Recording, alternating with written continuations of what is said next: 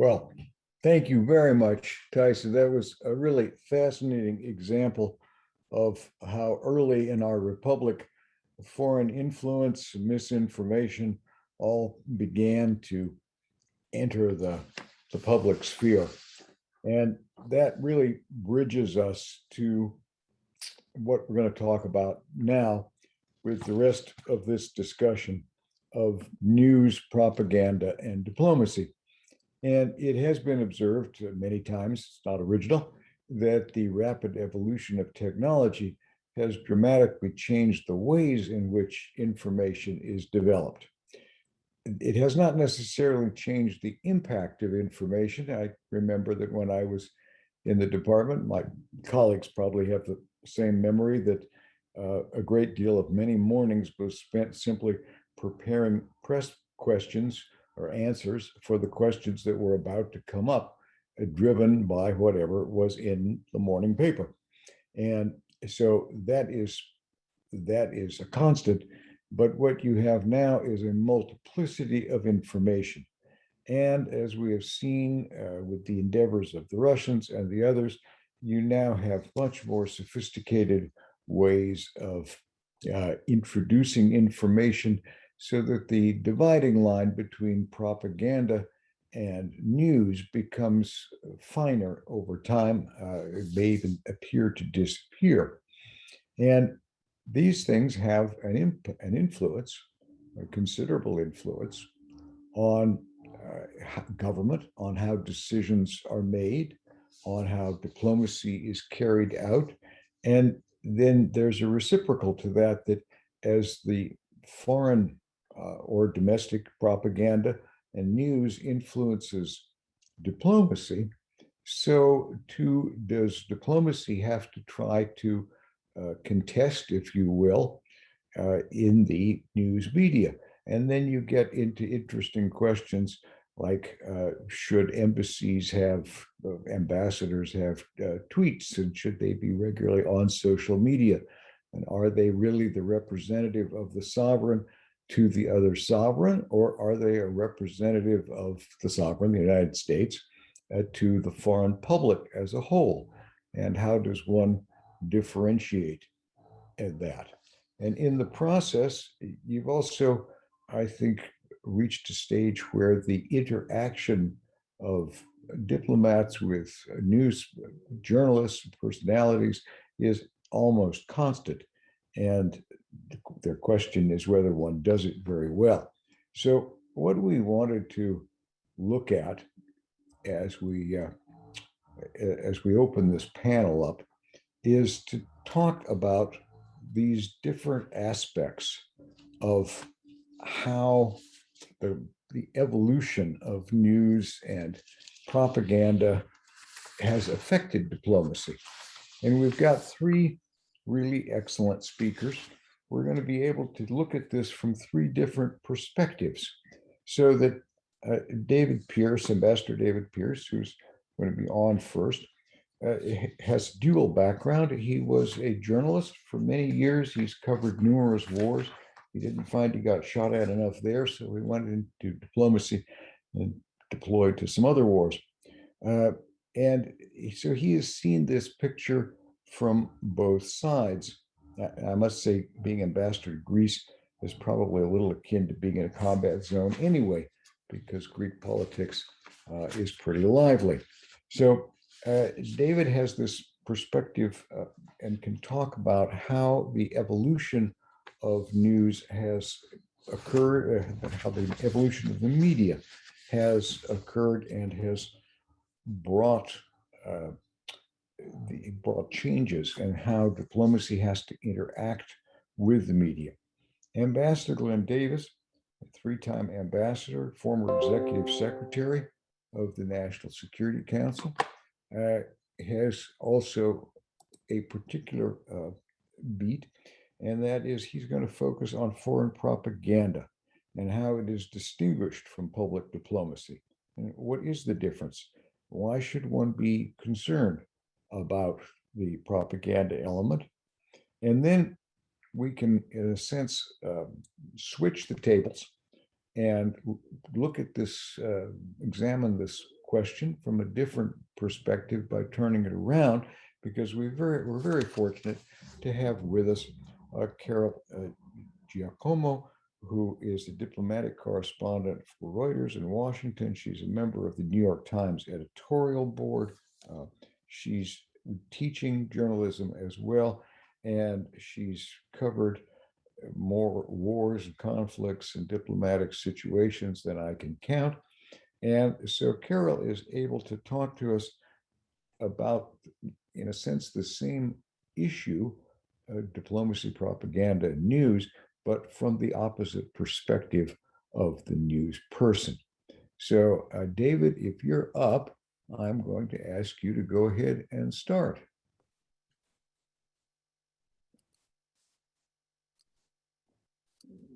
Well, Ron, I'm up. I can't see my video, though. Let's see if we can get that going. Okay, here we go. There you are. Okay. Well, it's an honor to be here. Great talk by Tyson. Our thanks to the three co-sponsors. I'd like to get some slides up myself, which I will try to do now, and share my screen. Can you see that? Let's see. Okay. Well, I'll assume you can see my screen. Can you see the first slide, Ron? No, can't see anything yet. All right. Oh, wait a minute. You just came up. Okay.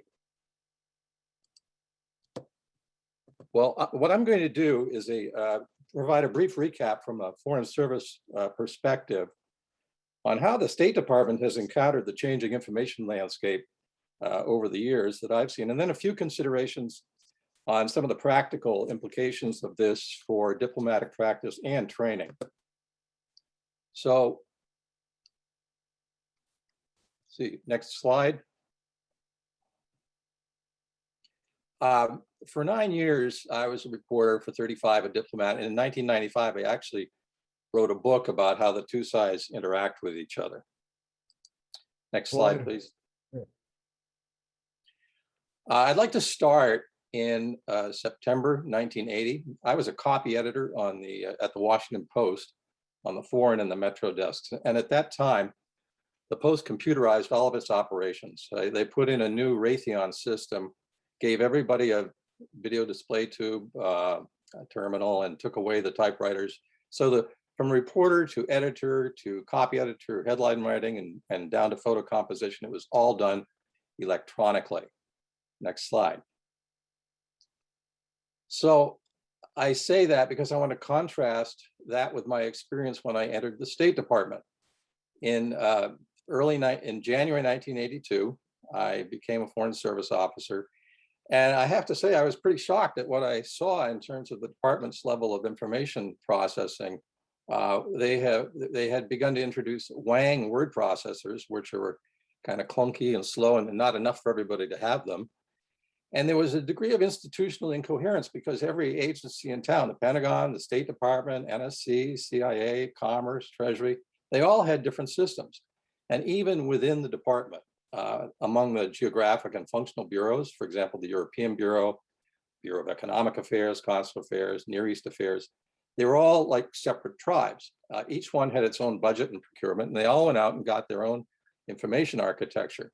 The result of that was that if you're, for example, I was drafting a memo in the European Bureau, and I had to clear it with Consular Affairs or the legal advisor's office or the undersecretary's office, I had to, I could write it on the terminal, but then I had to print it out and physically carry it from one office to another and get the actual initials of the clearing officer in those other offices. So there was a lot of running around the halls, as Ron will well remember.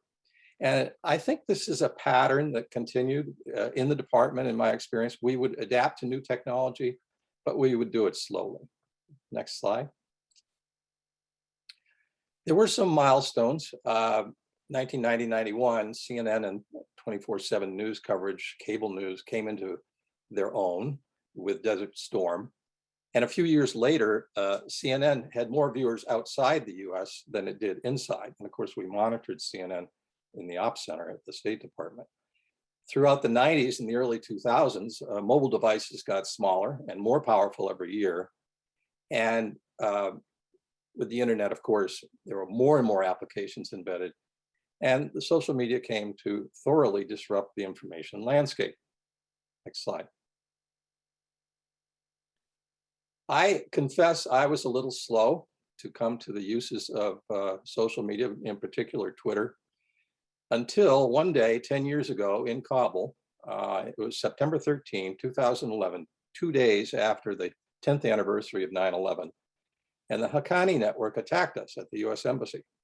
The big siren went off and we all did the duck and cover exercise, scrambled to the closest building. And the building I was in, I happened to be the senior person present, and it held the press operation and our public affairs folks. And I watched with fascination as they monitored minute by minute the Twitter accounts of the Afghan and international reporters who were following the conflict. So we had a real-time update, which was extremely helpful. And I became on the spot a convert to the uses of Twitter. And in fact, I established an account at my next job and I still keep it. Each of these technological developments, whether it was 24/7 cable news or satellite technology or more capable mobile devices or exploding internet and social media use, they all added not just to the speed and volume of available information, but also to the pressure on decision makers to respond. Next slide. So looking ahead, it seems pretty certain that if the last 50 years were crazy, the next 50 probably will be even nuttier. And I see three questions that this raises for the conduct of diplomacy in an changing information landscape. First of all, what changes? Second of all, what doesn't change? And third, how do you integrate what changes with what doesn't change? Next slide. So what changes? What changes is the field of play. The technology is going to change. That means the tools of diplomacy are going to change. The corollary of that is it's going to change, it's going to affect how governments deal with each other. And the other corollary is it's going to affect how publics receive and process information. Next slide. So what do we do? Well, first of all, we have to expect, we have to plan, we have to assume that technology is going to change and be on the lookout for that. And then when we see it, we need to adapt. And finally, don't wait like I did for a gun battle to be convinced. Next slide. So what doesn't change? What doesn't change is the substance of the job, which is engagement and advocacy. And it was put very well by Edward R. Murrow, the famous CBS broadcaster and USIA chief. He said, you can send information thousands of miles around the globe, but what really counts is the last 3 feet of person-to-person contact when it's delivered. Next slide. So the effectiveness of those last 3 feet is going to be conditioned heavily on the acquired skill and experience of the communicator.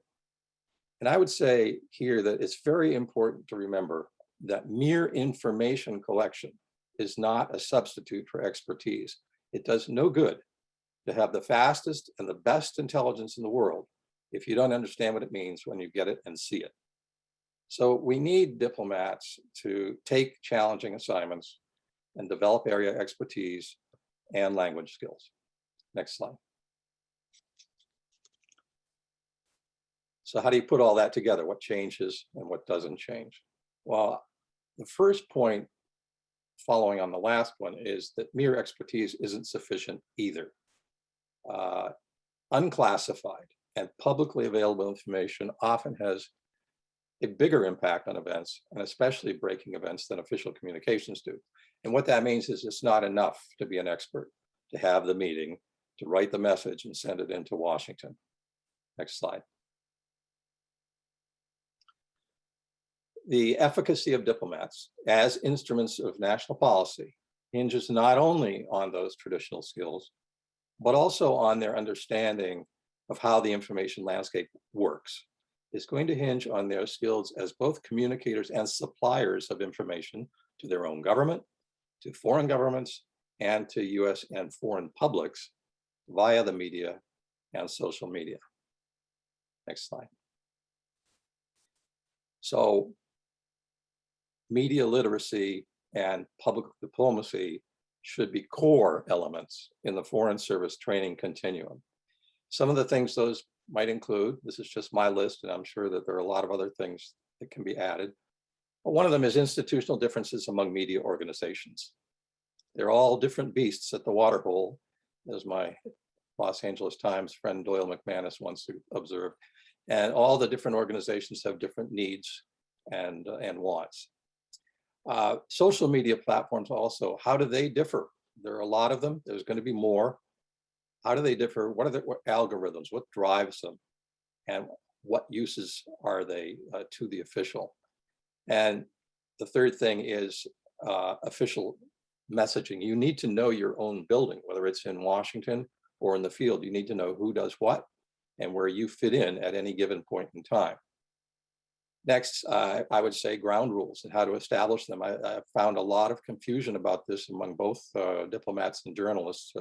When I did my book, I interviewed 75 people on both sides, and it was fascinating to see how all the different ways that this was understood.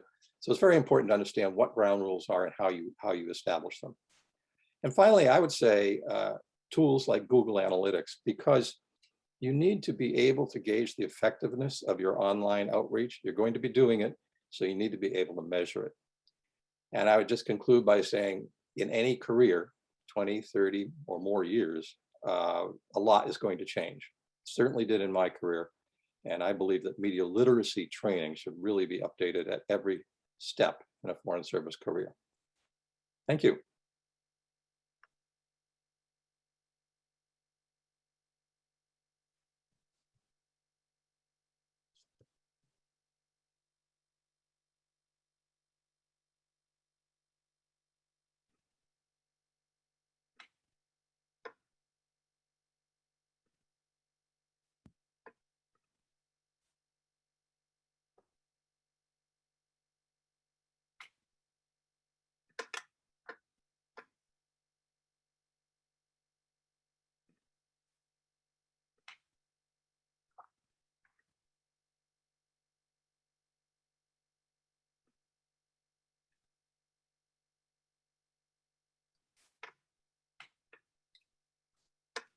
Hello, am I on? I think it's over to you, Glyn. Okay, thanks. Sorry about that delay of game. I'm together here, folks. Here, I'm with you. Look, I want to thank very much Ron, Academy colleagues, UVA hosts, and the Smith Center. Thanks to all of you who are joining us on this Halloween Eve. I've been asked to say a few words about propaganda, public diplomacy, and the importance of truthfulness in the conduct of diplomacy. Propaganda is hard to define. It's a somewhat emotive term. It puts one in mind of Potter Stewart's attempt to define another four-syllable word beginning with the letter P. And as we all recall, Justice Stewart threw his hands up and said only, "I know it when I see it." Propaganda is a bit like that. The most neutral definition I've come across defines propaganda as, quote, communication primarily used to influence an audience, which may not be objective and may selectively present facts to encourage a particular perception. Propaganda has always been a bit of a bad word for Americans. We tend to view it as a kind of a dark art practiced and nearly perfected by the dictators of the 20th century. Think of Riefenstahl's Triumph of the Will, for example. But America back then was also in the propaganda game, mostly for a domestic audience, but also for foreign consumption. Roosevelt's Office of War Information underwrote some forgettable films, so Hollywood picked up the slack, churning out propaganda features by the score before and during World War II. Now, America, instead of portraying the fervor of torch-bearing masses, our homegrown propaganda often used satire and even slapstick to pillory our enemies. We weren't quite as comfortable with the earnest style of the fascists or the communists. There's no small irony in the fact that Americans then and now view with distaste the notion that their government should produce propaganda. That's because our nation is particularly a creation of propagandists. The inspired pamphleteers who fanned the flames of revolution in America went on to proclaim their belief in a declaration evoked by a decent respect for the opinions of mankind. These were men of the pen, publicists of the highest sort, who advanced their ends by public argument and debates, which produced great state documents. That led us as a people to believe that it was only necessary to be ourselves a beacon to the world, and beyond our shores, people would see, they would understand, and repair to the banner we had unfurled. That something more was needed, except during the emergency conditions of wartime, was a concept alien to American minds before 1945. Like so many new ideas, the post-war view that the US government should create organizations devoted to telling the world about the United States, that was controversial. Many were skeptical of it. Some were opposed. Before we assumed the mantle of world leadership and the existential threat of global communism emerged during the nuclear age, we largely disdained official foreign propaganda as unseemly and unnecessary. But after that, we got busy. Efforts were made to ensure that the information we disseminated would influence rather than inflame, and would produce a rational rather than an emotional response. Voice of America has, from its inception, asserted a commitment to telling audiences the truth in an objective, independent manner. VOA's longstanding assertion gets at the useful distinction as terms of art between propaganda and public diplomacy. The NED issue brief we were provided does a good job of explaining that public diplomacy is distinguished from propaganda in that it more explicitly incarnates the intention to avoid spreading false information or using emotional means of persuasion. Now, many Americans, I believe, conflate propaganda and diplomacy. The widespread belief that as an open society, we have no need to project an airbrushed official image of America to the world is a close cousin of the conviction that we shouldn't need a large diplomatic establishment to explain who we are or to defend what we are about. The practice of American diplomacy is viewed, in fact, by many Americans as kind of a dark art. American diplomats are rarely portrayed in our popular culture, but when we are, we most often appear either as comic relief, as in Goldie Hawn's slapstick movie Protocol, or as knaves in cautionary tales, such as Costa Gavras' Oscar-winning film, Missing. Diplomats often join in the spirit of poking fun at their profession. It was, after all, a diplomat over 400 years ago, Sir Henry Wotton, who is said to have first joked that, quote, an ambassador is an honest gentleman sent to lie abroad for the good of his country. That was in 1604, and the quip lives on in various forms, no doubt kept alive by diplomats themselves. But the reality, as any practitioner of diplomacy knows, is that truth and credibility are essential ingredients of any successful diplomatic effort, indeed, of any successful diplomatic career. I had the experience, while serving as our ambassador to UN agencies in Vienna, of catching one of my ambassadorial counterparts out when he repeatedly misrepresented his country's stance on an important resolution before the IAEA. He was rallying members of his regional grouping to join in opposition to us, so we went to our embassy in his capital and we asked the question, is he indeed representing his national position? He wasn't. And lo and behold, he was swiftly removed from Vienna, which stunned me. I never expected we would precipitate such a dire professional outcome for the man. While I felt bad on a personal level for him, on reflection, it made sense. He had compounded insubordination with prevarication, which proved to be too much for his superiors. Now, that was an extreme and extenuating case. The more prosaic reality in diplomacy is that truth is the bedrock of credibility, and credibility is the bedrock of effectiveness.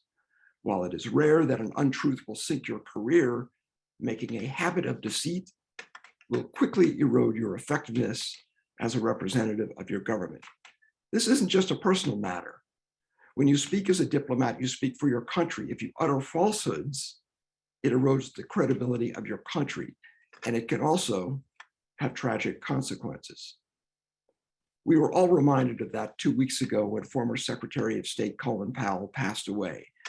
Now, he was justifiably lavish with praise for his exemplary career, but the obituaries did not shy from recording the forced error he committed in telling the United Nations Security Council that Saddam Hussein was developing weapons of mass destruction.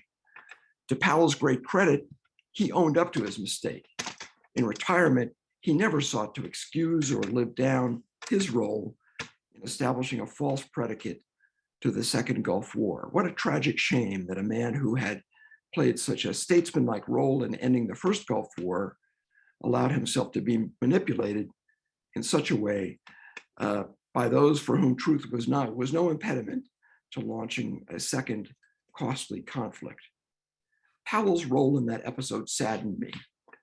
Earlier in his tenure as secretary, I was serving as political director for the US-hosted Sea Island G8 Summit. On one occasion, we invited all of the political directors of the other 7 G8 countries to Washington to finalize the communique for the leaders' meeting. Secretary Powell hosted a working luncheon for the diplomats on the department's 8th floor. At the table during the conversation, differences arose among several delegates over a couple of sentences. They were going back and forth about some language in the draft communique, language about which the United States, quite frankly, was agnostic. Sitting next to the secretary, I passed him a note, and I suggested that he maybe tell the disputants that they shouldn't hold up consensus because of differences over the form of a few words. Powell glanced at it, scribbled something on my note, and with a small smile, he handed it back. "Words matter," he had written. I took that lesson to heart over the final 15 years of my career. Words do matter in diplomacy, and whether they're uttered by a journeyman diplomat, a secretary of state, an ambassador, or especially a president, all should strive to show a decent respect for the opinions of mankind. Thank you very much.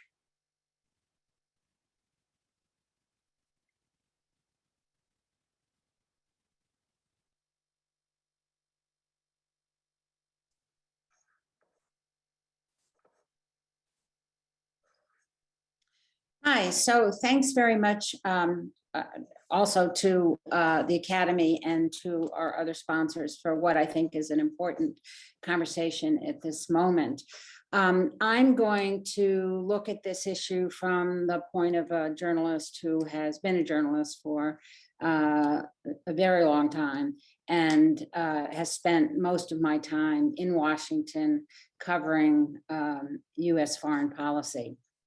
From my point of view, our first problem with disinformation is not overseas or from overseas, but domestically.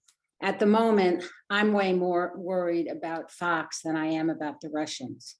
For America to be an international leader, it has to be strong at home. The government has to govern and democracy has to function, and to have the policy, cultural, and other debates that we need to have as a nation, we have to be able to have a common fact base. For instance, a mob stormed the Capitol on January 6th to overturn the results of the election. That's a fact. And yet there are many Americans who don't believe it. The government never tells us enough. Certainly in my experience, I always want public officials to tell me everything. But the last administration was extreme in my experience. And I think that weakens our ability both to project American leadership overseas and to accomplish what we need to accomplish at home. So yes, the Russians have been very clever at disinformation and have had some impact at shaking up our system. But as you know, we've been told, and we all know, those kinds of dark arts have gone on for a long time. Recall even just in the recent past, the disinformation game that the Russians played in Georgia in 2008.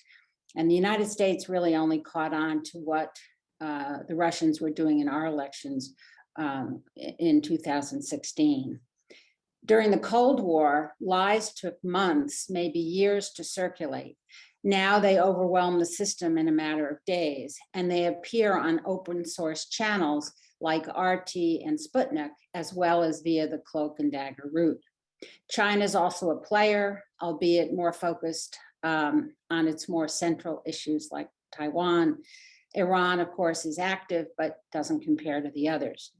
That said, we are in more challenging moments. There are more actors out there trying to create conflict and promote untruth. News and lies travel at sonic speed. Social media contributes to widespread dissemination of lies, and their algorithms, of course, send people into the darkest corners. But there is value, and I came to realize this during the Arab Spring when I was writing editorials for the New York Times, and could get the most immediate updates of what was going on in Tahrir Square because people were tweeting in real time, and it was extremely useful for me. We saw social media then as much more of a tool of democracy and allowing many more people to have a voice. And now of course, we realize that it can be misused in a very seriously problematic way. There are other problems that we're facing. There are more threats against journalists. Authoritarians have felt emboldened to attack the press in a way they never did before. I'm not saying there weren't threats before, but it clearly has increased. And part of that is because a president in the United States, a country that has been a bastion of free press and values of open discourse, attacked the press in unparalleled ways at home. When I grew up as a reporter, I felt invincible and that I could go anywhere, but not anymore. There are other issues, which of course I'm sure many of you are aware of. The media outlets are shrinking. The new ones, many of the new ones that are being founded are focused on Washington and the federal government. It's great to have more focus on government in general, but we have news deserts in local communities and in states where we also need to have coverage. I would cite Afghanistan as a case in point where you see shifting news focus as being a problem. Until the United States pulled out, I guess it was 6 weeks ago or so, there hadn't been all that much coverage of Afghanistan, I would say, in the last few years. And then during that one period when the attempts were made, where the troops were pulled out and we had to rescue so many Afghans, there was intense coverage, and now it has shifted again. I think in general, there has been less coverage of foreign issues, certainly in the American press, and more focus on domestic politics, precisely for the reason that I cited early on. We have an existential threat here at home, and in a way it's understandable, but we're losing, I think, an understanding of what's going on more generally overseas. sometimes news organizations publish disinformation, and it's inadvertent, it's sloppy. I would cite the New York Times series that was done on called Caliphate, in which a gentleman who told the story about being in Syria and fighting with jihadis became the subject of a podcast with the Times as well as stories. And it turns out that his story was false, and the podcast and the reporting was discredited. So that we can make mistakes ourselves. We are misled by other people. It reinforces the fact that we have to do better reporting. I'd also cite a case in terms of disinformation. I had an experience myself in 2016 when a Russian, I was with the New York Times editorial board at the time, and we got a call. We had written an editorial that was very critical of Poroshenko, who was president of Ukraine at the time, and we criticized his failure to,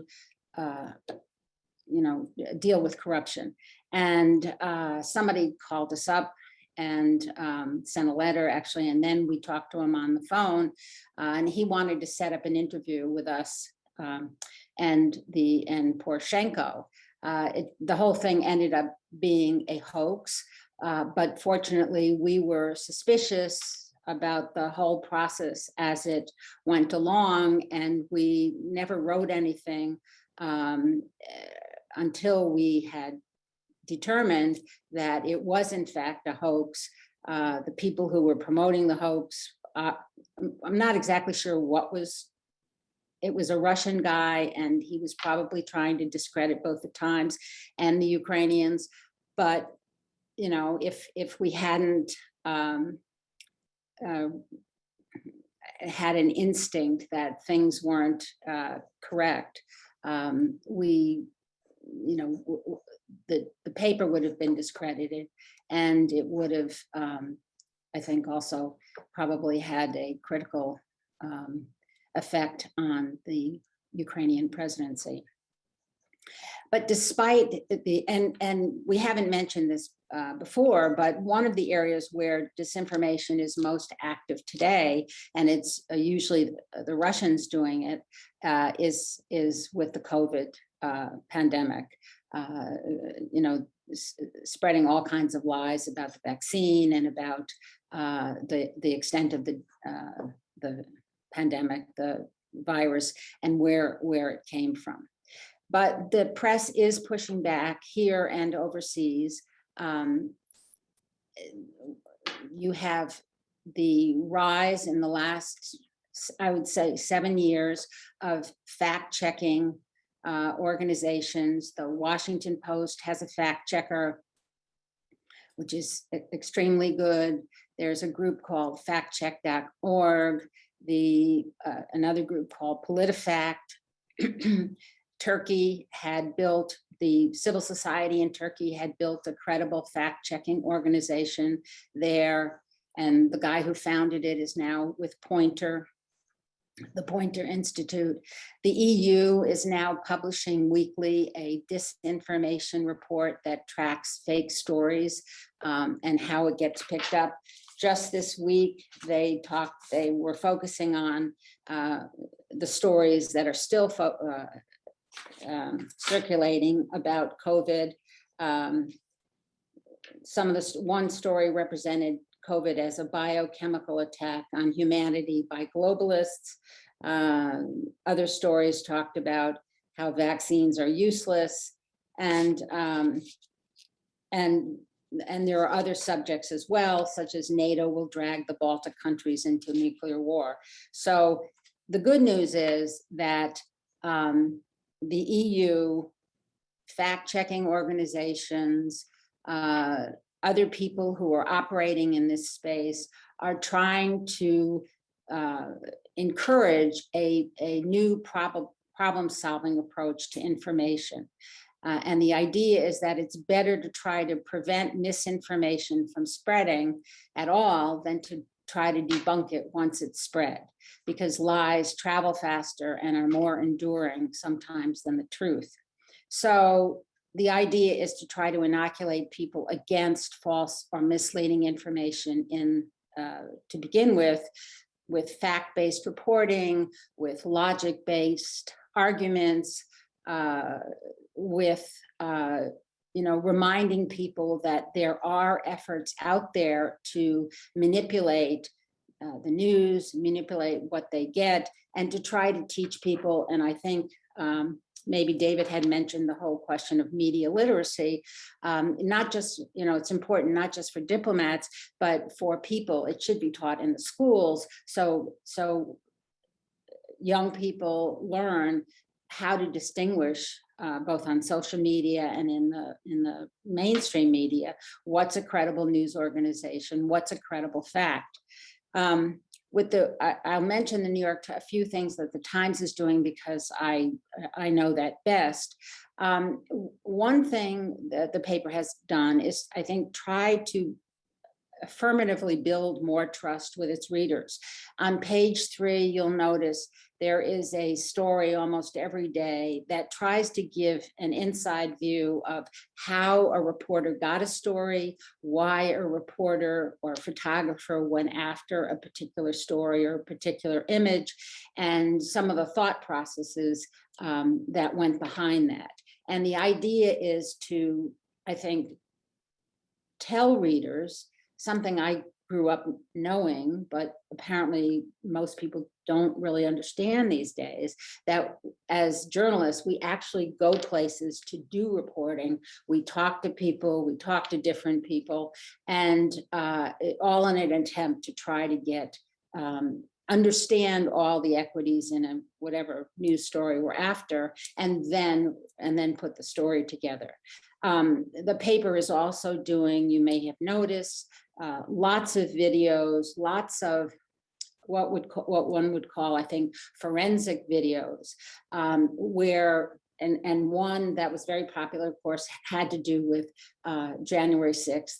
And the journalists, the video journalists at the paper put all the pieces together, timelines of where people were, what pictures occurred at what moment, to try to give viewers and readers of the paper a visceral sense of here is the forensic information that we have of what went on. And so you can see it for yourself and better integrate this piece of information, this video, with what you were reading about what went on that day. So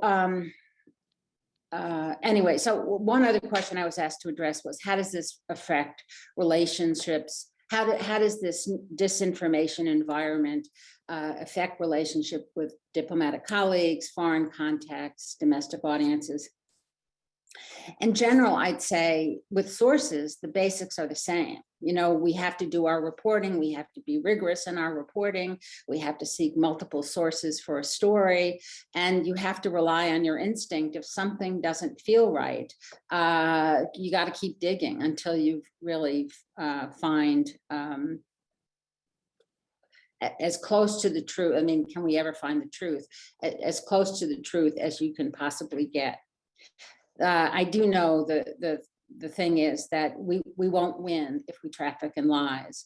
And to some extent, that's a problem with every administration. But as I mentioned, and I don't want to be too political, but one has to be factual, nothing compares to the last one. US strength has been and will be in telling the story of this country truthfully.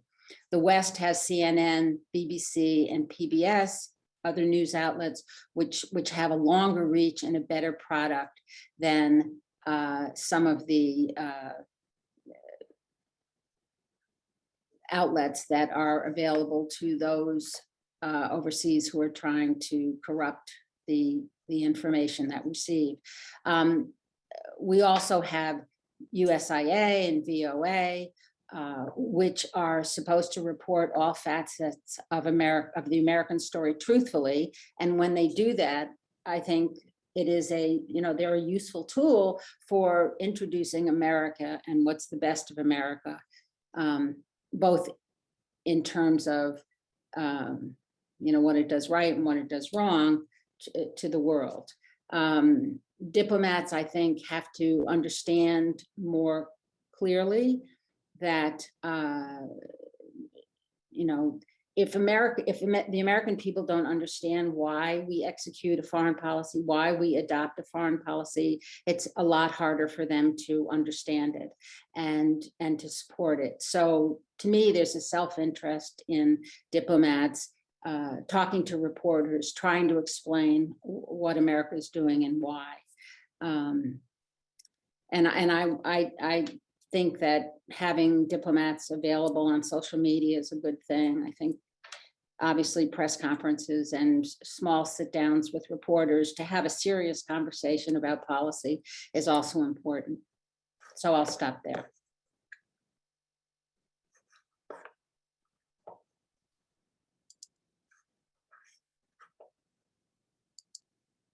Great. Well, thank you to all three of our panelists, to Glyn and to Carol and to David.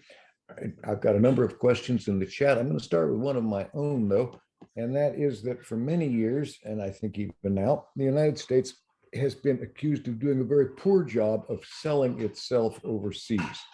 And the question is often put in terms of, why does the country that has the greatest development of media in the world do such a crummy job of getting its own views across? There have been a number of efforts to change this, sometimes in a more propagandistic fashion. The establishment of, particularly in the Arab world, of Arab language media, and yet, and some things like a ready response operation that was set up overseas to provide responses more quickly. But overall, the impression is that the US does not do as effective a job as it could in simply explaining itself. And I wanted to ask our panelists to go around in a quick run. One, do you agree? And if you agree, what do you think needs to change, or where do you see the problem? David, why don't we kick off with you? Okay, Ron, I think that's absolutely true, and I totally agree. And I also thought that Carol made some great points about media literacy, not only for diplomats, but for the public at large. And I think that the challenge, as you said, is explaining why things that happen overseas matter to people here, as Carol said. And I would offer two things. One is in terms of our own training, whether it's you have to understand the media landscape if you want to take part in it. Otherwise, there's almost no point. So I would say from day one in A100, our beginning training, through mid-career to senior level, make sure people understand the basics. Second thing I would just say is we need to upgrade the technology. And I could talk more about this, but there's a lot of research lately showing that audio and podcasts are a trending thing, for example. I had fun going to the State Department website the other day and looking up how many podcasts were. I found some from 2016, 5 years ago. And I went into the newsroom and I found a good briefing by Amos Hochstein on energy in Europe. It took me 6 steps to get to that, clicking through various things, downloading an audio link, and then I got a 30-minute presentation.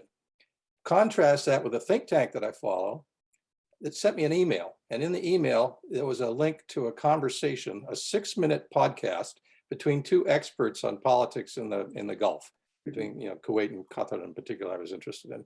I clicked on it, I clicked start, and I had a 6-minute thing.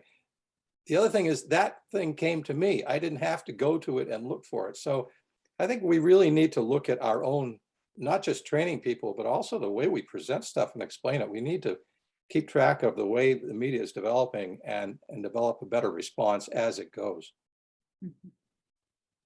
Glyn, I'm going to let you pick up on this. And as we go to you and to Carol, I'd like you also to reflect on the question of the balance between spin, that is trying to put a favorable slant on a story, and maintaining credibility.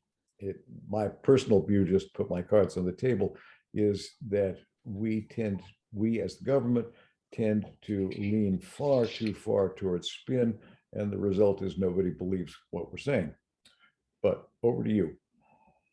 Well, yeah, no, I think that's right. I spent a couple of years as deputy spokesman of the State Department, which Carol knows me from that era, and it was a pretty grueling kind of a process, because it is so difficult to kind of get across America's messages against the fire hose, the wall of sound that is coming at you, not just from the people asking the questions, but also from your bureaucracy. I would often get guidance that was simply unserviceable if I was representing the United States of America at that podium. And then, you know, you're faced with a tough situation. Do you tap dance? Do you try to spin? Spinning, to me, I mean, I was never that good at it. I'm no Michael McCurry. And during my couple of years of, you know, being chained to that podium at the State Department, I never went there. There are ways to do that, but you do it offline. You do it on the phone. You do it in private conversations with journalists. I mean, I think that's the way to do it.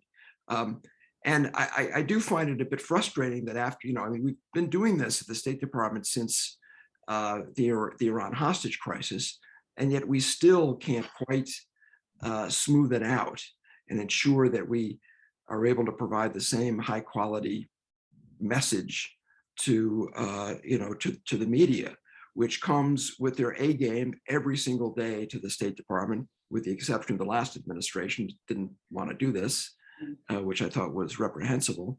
You know, posing these questions to you, and so I think we've got to be more serious about it. The Pentagon does it. They do all kinds of media training, and they raise a cadre of officers through various ways. They've got, you know, 50 times more people than we have, but who are professionals in this. But for the United States Foreign Service, this is a close cousin of our, you know, long philosophy that, hey, anybody can do any job. Give them half a day and a dossier, and they'll go out there and, you know, and do the job. And it's simply not the case when it comes to explaining to the media our positions on a day-to-day basis. Thanks. I would endorse everything Glyn said, but I would, a couple of things. One, I would cut the team there a little bit of slack, because it's a rebuilding moment after a complete decimation of the department and almost every function in the government, including truth. And so I'm willing to give them a little bit of slack, and I think they're trying certainly more than the previous people did, which, you know, the previous team often didn't talk at all. So, I mean, really didn't talk at all. And I would also say that the tone is set from the top. Okay, if you have a Secretary of State who, I mean, go even farther, if you have a president who believes in truth and trying to explain policy to the American people, then that message should filter down to the people who are actually talking on a regular basis. But I do think that I've spoken often over the years to the Foreign Service Institute, and you know, there is a certain built-in kind of resistance to going too far and talking with reporters. But I think that you know, there needs to be better training, a better understanding of how explaining American policy ultimately, I think, redounds to the benefit of the government, because the more the American people understand what you're trying to do, hopefully, the better chance that they will support what you want to do. Carol, thank you. I'm going to let you continue and then see if our colleagues want to add. I've got a combination of questions. One that came from Jim and Morgan Perkins, who've often been strong supporters of this program. And they referred to a new program that Tucker Carlson is airing or is about to air, a documentary called Truth About January 6th. And they asked, is this propaganda? And how could it be contradicted, assuming that you think it is propaganda? But there was another question which asked, and here I'll ask David and Glyn to weigh in as well, and that is, how do American diplomats, or how should American diplomats explain overseas to foreigners the multiplicity of voices and views which come forth in the United States? Carol, over to you. Okay, Fox News and Tucker Carlson. Look, I have not seen this documentary. I have just read about it. It does, from what has been said about what it purports, it does sound like it is just a continuation of Carlson's stream of lies and misrepresentations of what's going on.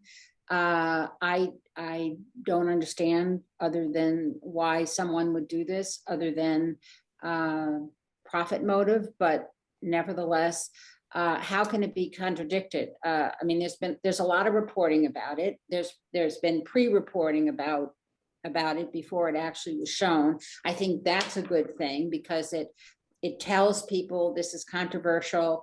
There are a lot of smart people, thoughtful people who think this is completely, over the top.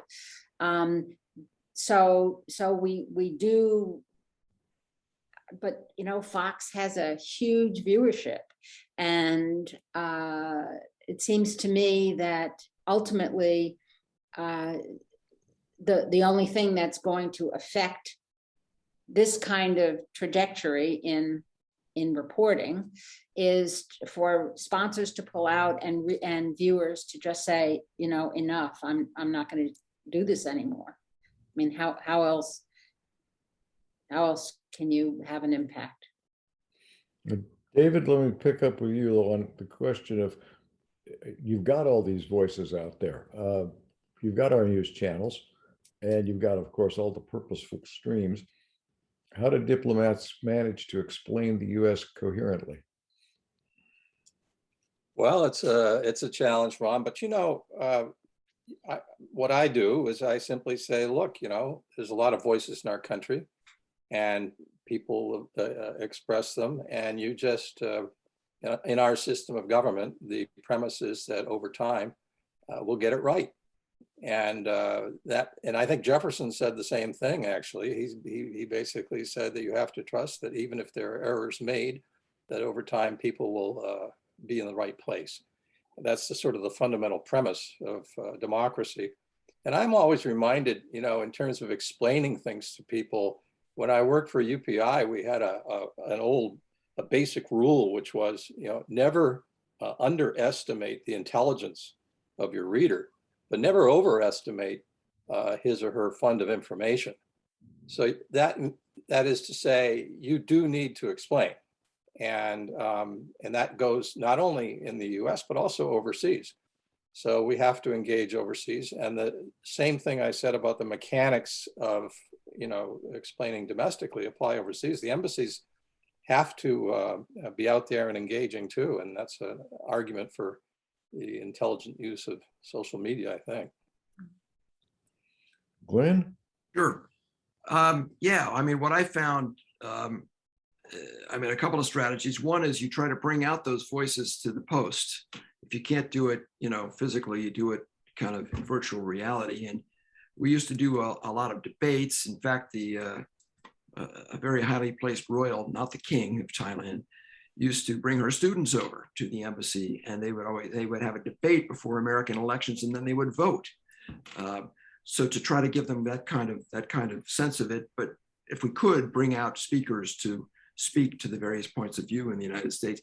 The other thing is to kind of remind them of the basics of of America, how we're set up, our zeitgeist, our DNA, that we're a federal system. We've got 50 little experiments in democracy in the States, that we're a nation of nations, I would often point out that in the tragedy of 9/11, people from 90 different nationalities perished as an illustration of the fact that we're this kind of Tower of Babel of different people. And then you also explained in the basics of things like freedom of speech, so that they understand our Constitution, our fundamental freedoms.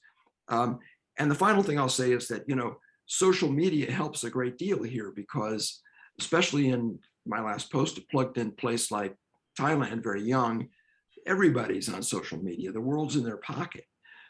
They know what's being said. They can look at social media. They can look at Facebook. A lot of it is frankly garbage, but the smarter ones can kind of sift through, and they understand what freedom of speech means in reality, because it comes to them every day in real time. Thanks. One question, I think we've got the right mix of people here to address it, is how do diplomats and journalists work together, more or less together, overseas? How should they collaborate? How should they not collaborate? And Carol, you want to pick up on that? You certainly had experience there. The word collaborate, I kind of bristle at that word. Okay. We both have jobs to do, and they're different jobs. But if I'm overseas reporting, I certainly want to know what the Americans are thinking. And so it's useful to know what the Americans are thinking, both in terms of sort of the analytical view, and also in terms of what actually policy, what the policy is and how the policy is being implemented. So there is a symbiotic relationship there, but it would be any sort of hint that there is some common purpose. Maybe there's a common purpose, but there's not always a common purpose, and there's going to be tension. I think so. You need each other, but I won't be your favorite person all the time. I may never be your favorite person, but I do try to, approach what I do with purpose and with integrity, and put my cards on the table. I'm a reporter and I need to find this out, and I like to have serious discussions about policy and understand. So there can be common purpose, but we're not collaborators, and there will more often be tension than agreement, and that's the way it is. That's the nature of the jobs. No, I think that's fair, that it's not collaboration in the sense of a common purpose at all, but it is interaction. It's interaction. But David, you've also been on both sides of this as a journalist first, and then as a diplomat. So your reflections. Well, I would go even further than Carol. I would say that there's a fundamental contradiction between what journalists are trying to do, which is to expose and shed light on things as they're happening, and what diplomats are trying to do, which is they have an interest in explaining, but usually in terms of end results. So along the way, oftentimes, if you're conducting a negotiation, for example, it's not in your interest for things to get out to do it in the media, because it constricts the room for maneuver and actual engagement. So there's a fundamental difference in approach between the two sides. However, I think that, so I guess I would say that if both sides are doing their jobs properly, neither side will be happy or satisfied. But I think the greater risk is not to engage, because we have a need both to explain why things are the way they are, and we have a need to get stuff done. So.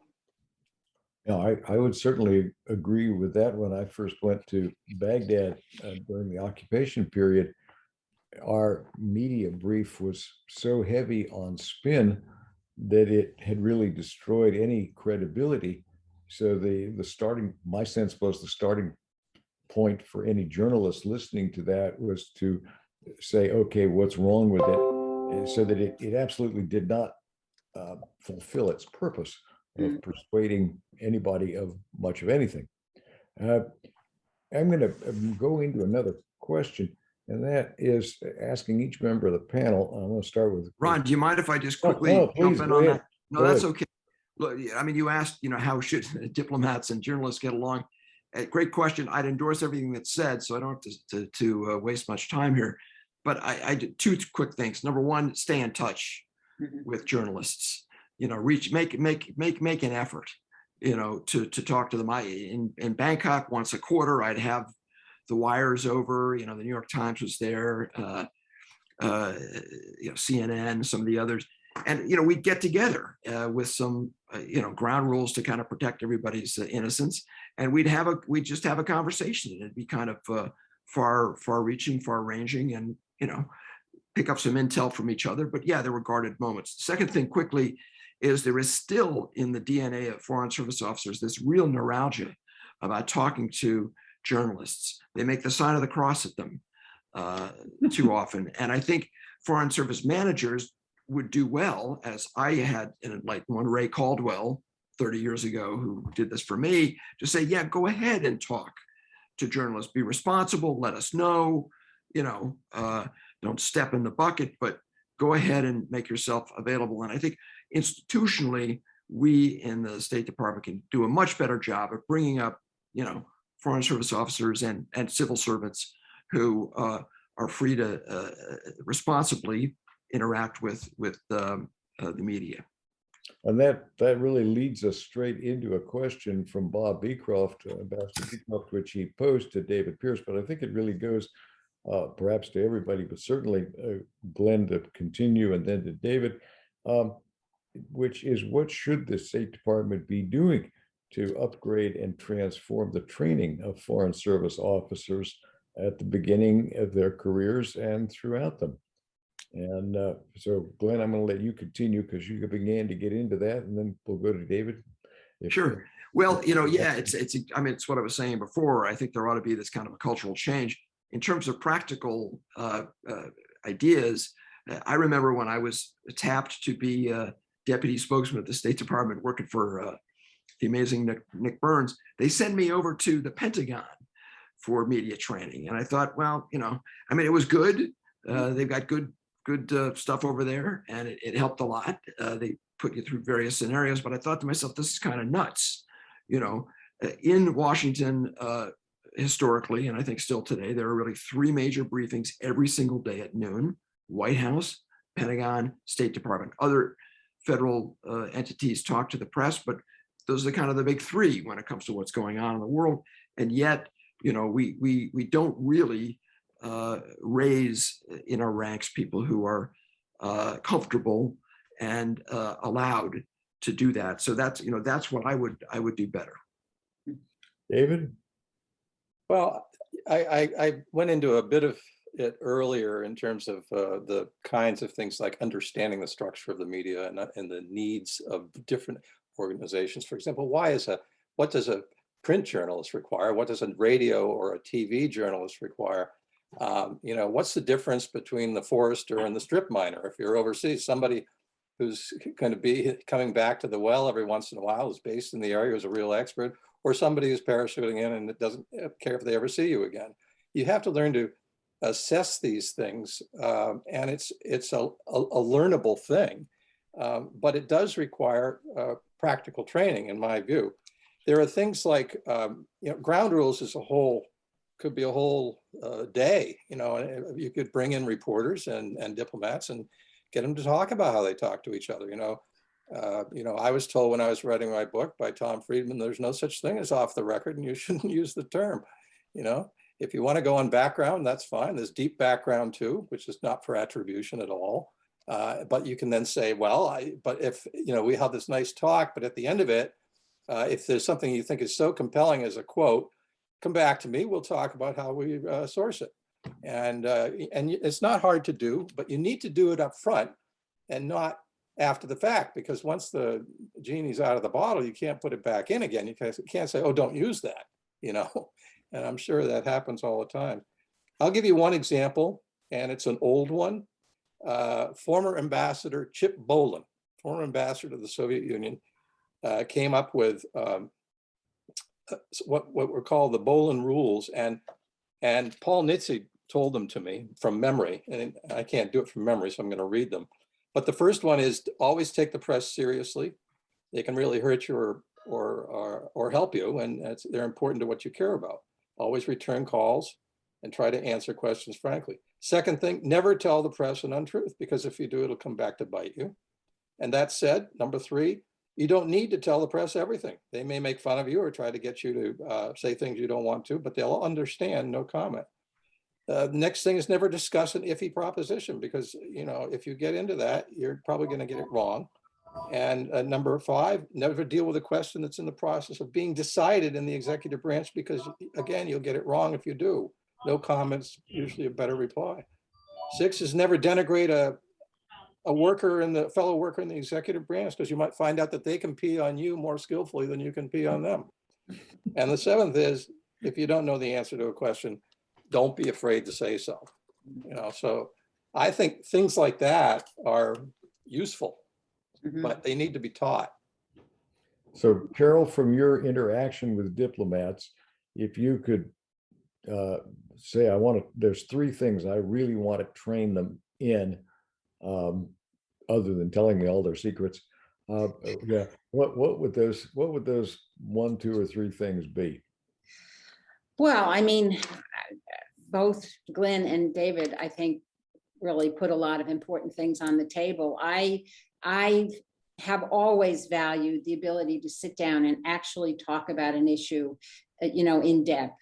Look, I don't just want to know what's happening today or tomorrow, but I want to talk about how it fits into America's, view of itself, where that particular administration is going, the sort of the analytical view, because that to me is how I can do reporting better and explain the story better and explain the policy better. So, or criticize the policy, but at least if I know what all the component parts are, I have a better chance of doing a better job of explaining or critiquing any policy.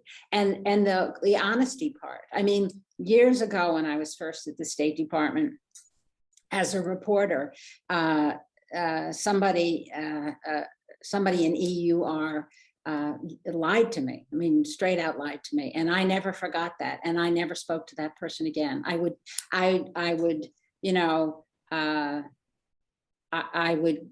I found all kinds of other ways to get around that person. I wasn't going to deal with somebody who lied to me.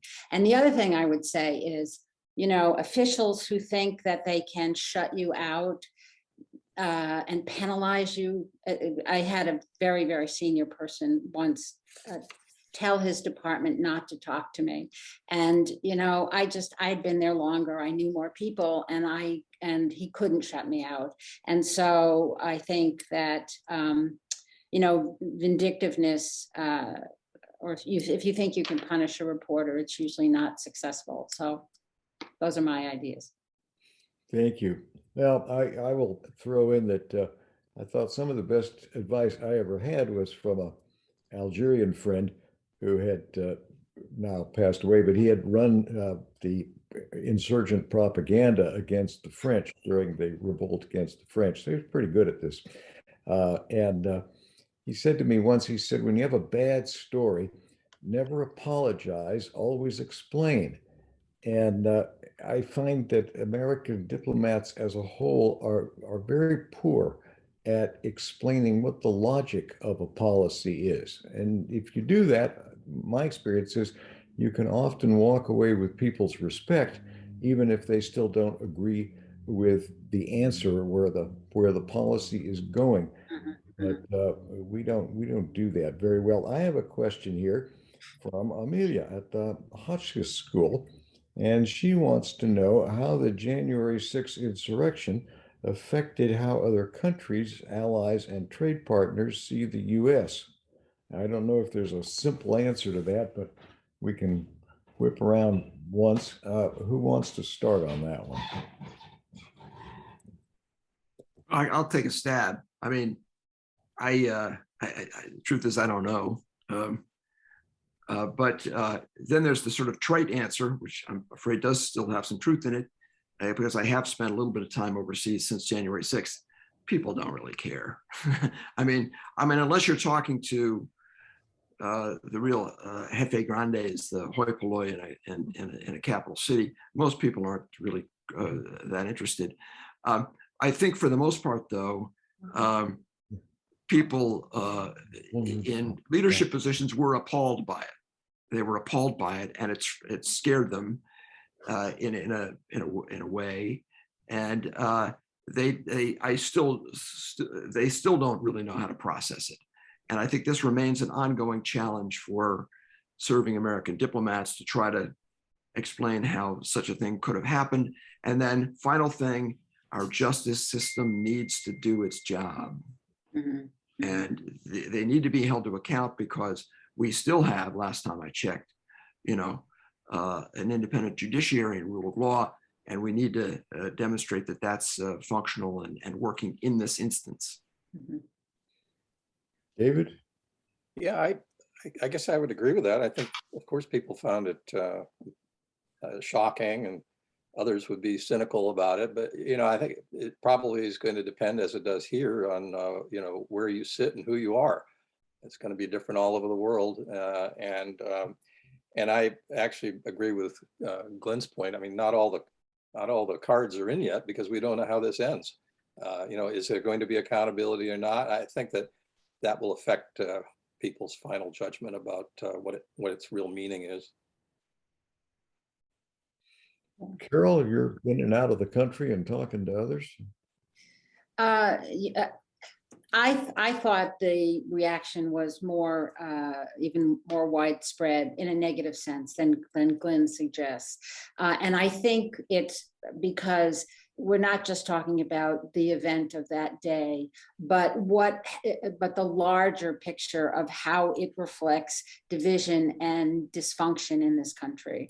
And I think that there are a lot of people who are looking at the United States and really wondering what, maybe part of this is my own projection, but really wondering what is going to happen to us if our experiment in democracy and governance fails.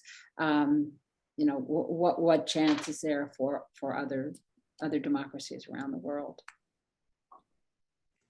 Yeah, I think we have time for one more question. I apologize to a couple of people because we're not going to get to every question, but we're going to need to move on to Nick Schifrin's closing speech in a minute. But this is an interesting one.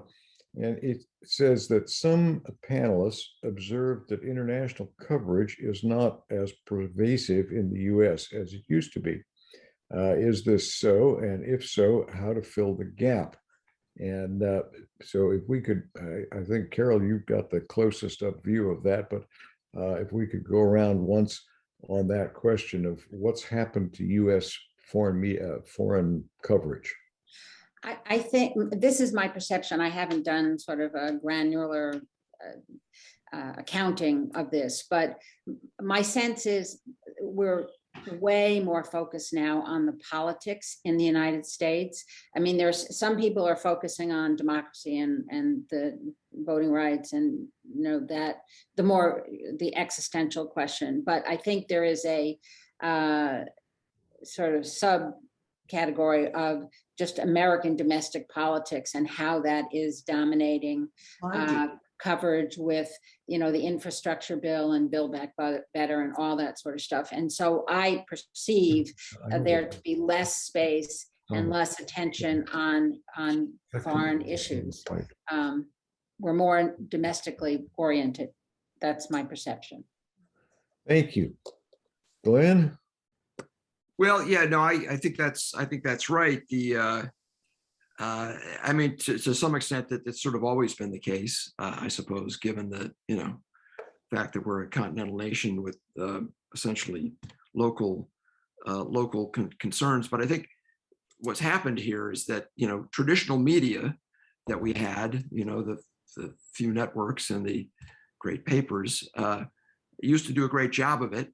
many of the foreign services dried up. Thank goodness the New York Times, has maintained a presence overseas, and a few others are kind of building back to do that. But those days I think are really gone. So next comes the question of how do you use virtual means, social media, other ways to ensure that people get the ground truth about what's happening around the world, because it does affect us now more than ever.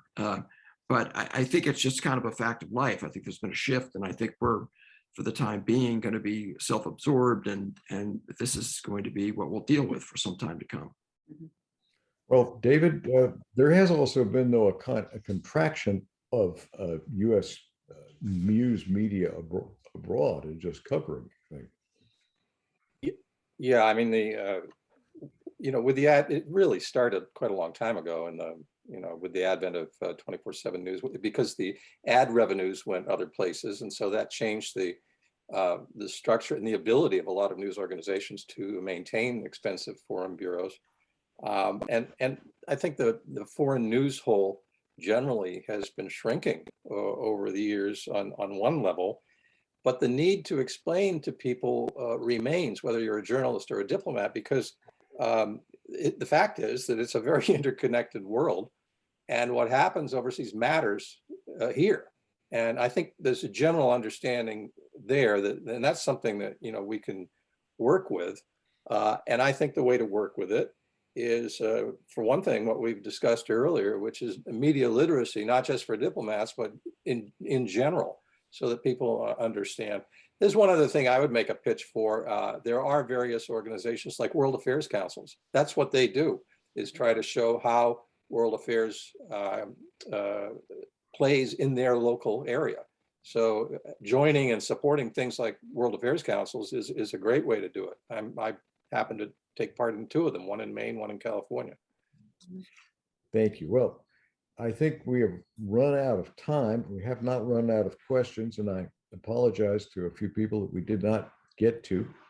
I really want to thank David and Glyn and Carol for their very thoughtful participation in this panel.